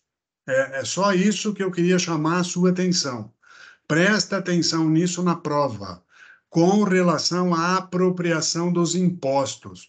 A contabilidade, quando ela apura o custo da mercadoria vendida, ela apura sem imposto, sem imposto, ela segrega. É um procedimento de ordem legal e de ordem, e uma questão de ordem para a contabilidade. Então, veja só, quando eu falei aqui que eu paguei 3.000 de custos da mercadoria, esse custo aqui está sem o imposto que eu paguei na compra da mercadoria. Está sem. Então, é por isso que aqui, ó, custos dos produtos e das mercadorias vendidas. Eu, assim, como informação, coloquei R$ 658 de imposto aqui numa compra de 3.000, tá? Então, na verdade, o valor da nota fiscal de compra, e é isso que deve entrar aqui, foi 3.658. E por isso que está diferente do custo aqui. Só por isso. E esse é o principal fator que faz a diferenciação entre os custos na DRE e na demonstração do valor adicionado. Então, veja só, olha, custo acrescido do imposto, e então eu tive 12 mil de vendas, tive os insumos adquiridos de terceiros, que são os produtos, por 3.658, dando um valor adicionado bruto de 12 menos 3 igual a 8.537. Como eu não tenho mais nada, eu tive um valor adicionado líquido produzido de 8.537. Ou seja, a empresa ela vai distribuir de alguma maneira esses 8.537. O item 8 da DVA, ela trata justamente dessa distribuição. Como é que eu vou distribuir 8.537 para pessoal, impostos, remuneração de capital de terceiros e remuneração de capital próprio? Assim, ó. Eu também, olha aqui. Celso, mas como é que você chegou na remuneração direta? Não, eu não cheguei, eu estou falando para você que ó, esses 2 mil que nós tivemos aqui de despesas gerais e administrativas, só para facilitar o nosso entendimento, esses salários e esses encargos que estão aqui como pessoal, eles estão aqui dentro. São os 2 mil. É suposição. Eu teria que dar essa informação para você, tá? Então, eu separei esses 2 mil aqui como gastos com pessoal. Os impostos estão aqui, ó, os 750 do imposto de renda, e a diferença dos 295 do ICMS, da venda, tá? Estou supondo aqui, eu não sei, acho que deu 27% aqui de imposto. Não tem só ICMS aqui, na verdade, né? Tem mais impostos aqui, mas todos eles de natureza estadual. 2.195, menos os 658 da compra, eu vou distribuir para o Estado 1.537. Então, como impostos, 2.287, como remuneração de pessoal, 2.000, e o lucro do exercício, olha aqui, ó, uma distribuição de 1.700, e o que ficou lá de lucro retido, 2.550. 2.550 é justamente o resultado do exercício, menos os 1.700 da distribuição de lucros. É assim, nós exigimos muito pouco da DVA, né? Nós, mesmo porque é uma demonstração que precisaria que você entrasse mais em detalhes, se desse mais informações para você fazer realmente essa aplicação do que você tem aqui de conversão em despesas com vendas gerais e administrativas, que esse é a grande distinção, né? Porque aqui você tem salário, energia, você tem de tudo aqui, né? Então, você poderia, aqui, ó, você poderia ter material, energia, serviço de terceiros aqui dentro, tá? Eu estou só supondo que era R$ 2.000 com o pessoal. Tenho realmente muito pouco para falar da demonstração da DVA, porque a gente exige lá o conhecimento que você tenha. Como é que você acha, por exemplo, o valor adicionado bruto? Você tem que saber que é o valor da venda menos os insumos com terceiros. E o líquido? Você tem que saber que tem que subtrair a amortização. É como está aqui nessa demonstração. Tá? E tudo isso produzido vai ter que distribuir a mesma coisa. Ó. Se você produziu 8.537, você vai ter um total a distribuir de 8.537. Tem que dar o mesmo valor. Dividido em pessoal, impostos, remuneração de capital de terceiros e remuneração de capital próprio. Acho que era isso que nós tínhamos para hoje, pessoal. Pode falar, Murilo. Professor, o valor adicionado bruto, eu posso dizer que é o mesmo número ali do EBITDA? Não. Não. Seria a receita menos as despesas antes da amortização, depreciação? Não, mas não.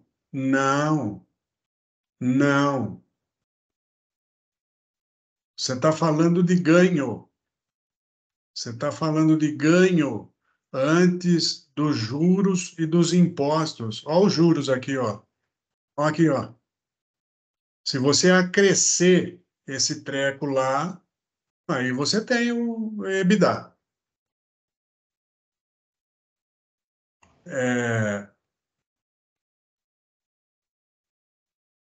Talvez,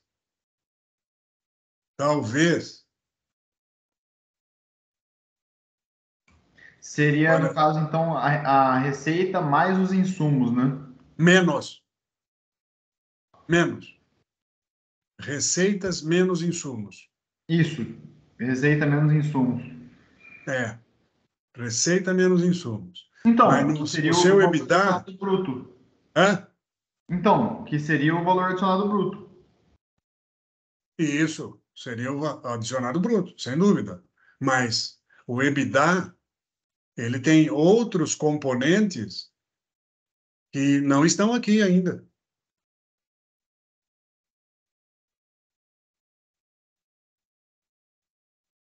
Tá? O EBITDA é uma medida financeira. Aqui é uma medida de valor adicionado bruto. Veja, dependendo da situação,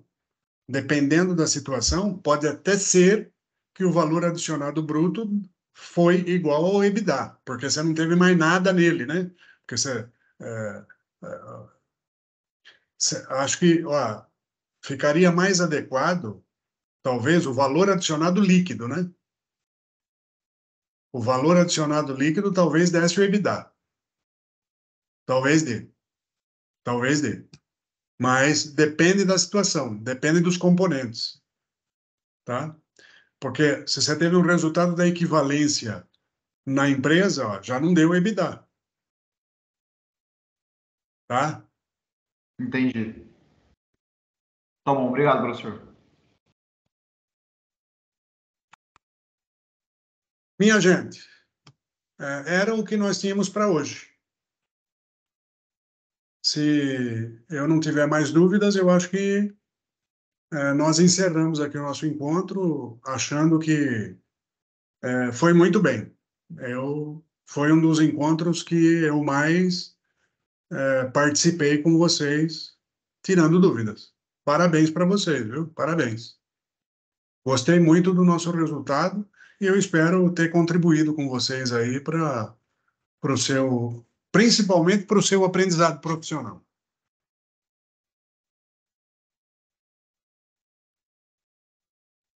Tudo bem, gente? Então, se não tiver mais dúvidas, eu estou encerrando o nosso encontro e encerrando a nossa gravação.